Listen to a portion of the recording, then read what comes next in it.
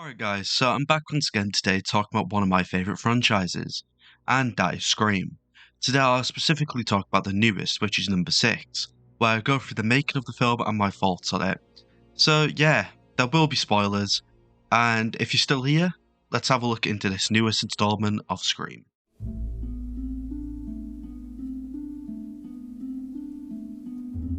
Scream 6 is a slasher that was released just this year, being directed by Matt Valenti-Olpin and Tyler Gillett, with James Vanderbilt and Guy Busick writing like the previous one.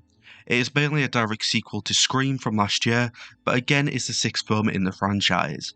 Like the previous ones, this film combines the slasher genre with the elements of black comedy, and a mystery which is overall a satire on the trends in horror films / franchises. The film follows the core four, or other known as the 4 new survivors from the previous film, as they try and make a fresh start in New York. However, they soon find themselves attempting to survive again from a ghost face as he decides to make a rise in the Big Apple. For returning cast, we have the main core four, which is Melissa Barrera as Sam Carpenter, who we now know is Billy Loomis's daughter. We have Jenna Ortega as Tara Carpenter, is her half-sister. We have Jasmin Brown as Mindy Meekus Martin, who is exactly like her uncle Randy. And then we have Mason Gooden as a twin brother, who is now romantically having a thing with Tara. For other returners, we have Hayden Panettiere as Kirby Reed from Scream 4, who now works for the FBI, and Courtney Cox as Gil Weathers, who, well, is our typical cocky but badass reporter. Some newcomers we have are Henry Zerke as Christopher Stone, who is Sam's therapist who ends up being murdered, Denvi Nakoda, who is Anika Kayoko, who is Mindy's girlfriend, Josh Yeager as Danny Brackett, who lives across from the Carpenter sisters, who ends up going out with Sam, and Samara Weaving as Laura Crane, who is a film professor who gets killed in the intro. Finally, we have our ghost faces. Of course, we have Roger L. Jackson provide the voice for the horror icon.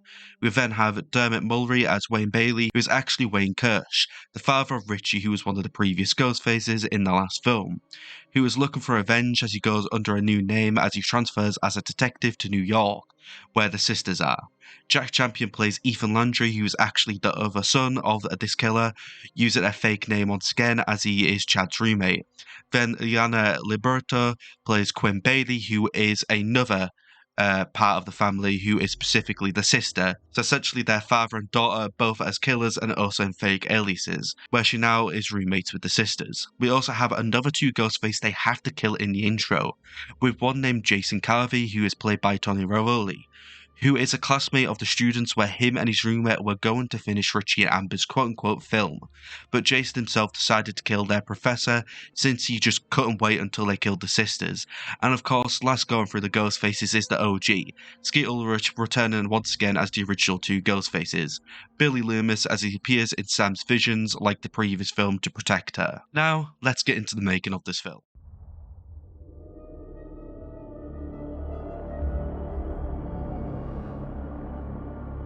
Going back to just before the release of Scream 4 in 2011, original writer Kevin Williamson actually claimed he already created a plan for number 5 and 6, but was going to see how number 4 would have done before signing on to make them.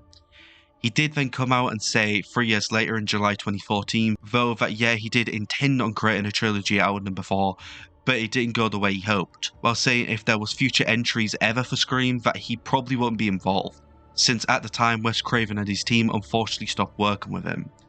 From what we know of his pitch, the original 5 would have saw Jill Roberts survive the events of the previous as she escapes, then goes under a new alias in college as a Ghostface would then begin to stalk her on campus, while in the original 6 would have had Gale Weathers be the main character as she dealt with her relationship with Dewey. But going back to the present, after the release of Scream 5, we got in January of last year, Neve Campbell and David Arquette, along with Matt and Tyler, expressed their interest in making more films.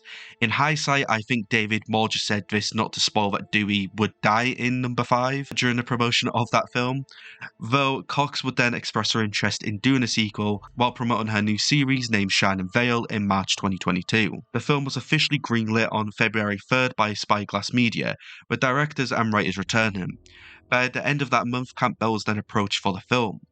By March, the release date of the film would actually be set for March 31st, 2023, but would then be changed in the future. Then in May, plot details emerged saying that the setting would go from Woodsboro to New York City. Then in June, Ortega said that the film would feature a more aggressive Ghostface than the previous entries. A month before, in May, it was announced that Melissa, Jasmin, Mason and Jenna would be returning, with Hayden then confirmed to return as Kirby the day after. Around the same time, Cox would be asked about her involvement, with her saying her contract was not yet complete. Dermot would then go on and join the cast in June, playing a police officer, with Cox officially confirmed to return. Around the same time, specifically on June 16th, Jack, Leanna, Delvin, and Josh joined the cast, followed by Henry on June 23rd. Samara and Tony would then announce who have joined the cast on July 24th.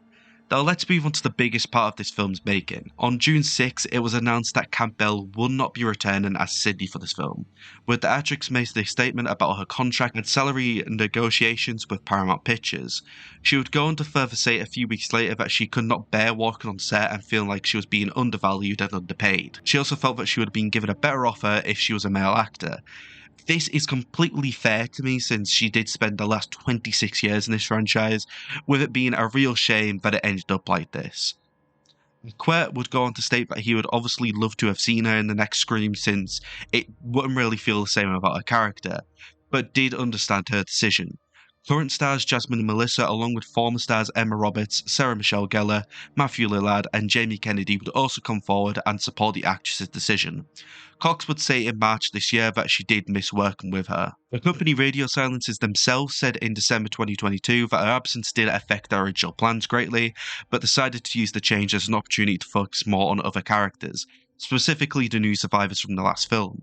They also said that they still love Campbell and her character, with them hoping she could return in future films. Filming would begin on June 9, 2022 in Montreal, Canada, on a budget of around $33 to $35 million. Hayden would post a set photo with Jasmin on August 6th. Courtney then revealed that she finished filming her part on August 14th, with filming overall finishing a few weeks later. The film would go on to be scored by Brian Tyler, again with Stephen Calder announced to co-compose in January of this year. The next month, Linkin Park's Mike Shinoda would announce that he was releasing a solo song for the film's soundtrack, with Demi Lovato releasing the song Still Alive on March 3rd, which would be the lead single of the soundtrack. Shinoda's song ended up being titled In My Head and was released on March 10th, featuring Kaylee Moog.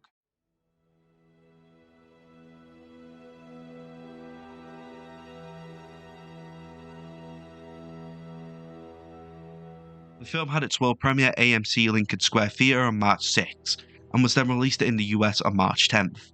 A viral marketed stunt appeared in several cities just before the film's release, where people wearing Ghostface costumes would be sent to stand in front of cameras and then walk around streets, which did result in multiple 911 calls from residents. There was also a website launched for Americans to receive personal calls from Ghostface as well. The film has also made $44.4 million in the US and $22.6 million everywhere else, overall making $67 million so far. The film also ended up being released on the same date as 65 and Champions in the US also.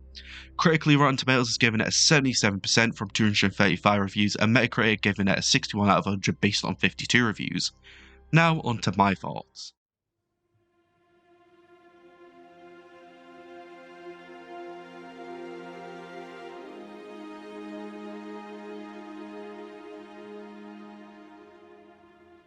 Like most fans, I was very excited but also nervous about another installment in my favourite horror franchise, even myself worried about the now planned Scream 7 to again be prepared to begin filming straight away, but nevertheless, this review is about number 6. I can thankfully say I did love this film. This was a very tension-filled film and showed a lot of gore like the original first 2 films. The set-and-slash sequences were also just fantastic, and I want to say the most creative out of the franchise too. A big thing I was worried about was once again moving to Woodsboro to a big place again, as it didn't work out originally. However, they handled having Ghostface in a public big place this time really well. The cast also did fantastic jobs, especially the 4 main members from the previous returning, along with old characters having their time to shine. I especially love what they did with Sam and Tara's sisters, and they have now overcome their perspectives of the 5th film's events, where I can say I can't wait to see how they move forward in number 7. I'd say Cox's return as Gale was short, but at the same time was sweet. I felt how she was handled was just a classic Gale, and I'm kinda glad they made her survive, to hopefully see Sydney on screen with her again. But I will admit there was too many fake out deaths here, even if I'm still kinda glad they survived as a fan of this franchise. However, the biggest problem along with these fake out deaths was for sure our three ghost faces. I liked parts of these guys being the family of Richie, but at the same time, why copy the original number 2, when even number 5 made sure to have an original Ghostface motive? But oh well, I did kind of like how they more gave screen time to Richie and kind of more further explained his Ghostface motives. But at the same time, this didn't exactly make me like these new Ghostfaces. Legit, I did love this film just as much as the original and number 5, but the Ghostfaces did knock it down half a star to me. This is a 4.5 out of 5 or a 9 out of 10 to me. Anyways guys, that's my thoughts on Scream 6. What are your guys' thoughts? Please comment down below, and also any additional facts you want to give about the making of this film, because I would really love to hear it since I'm a massive fan of this whole franchise. Yeah, I do kind of mention how I more prefer the original Scream, the newest Scream from last year, which is Scream 5 and now number 6. But I still love the franchise as a whole, even with giving lower ratings to 2, 3, and 4. But yeah, absolutely love this franchise. Please also make sure to like the video if you did like it, and subscribe if you've seen a couple of the Scream videos that I've uploaded on the channel now. And yeah, I really got anything else to really say, really. I absolutely love this film, and I can't wait to hear other people's thoughts. So yeah, I'll see you for what I've covered next.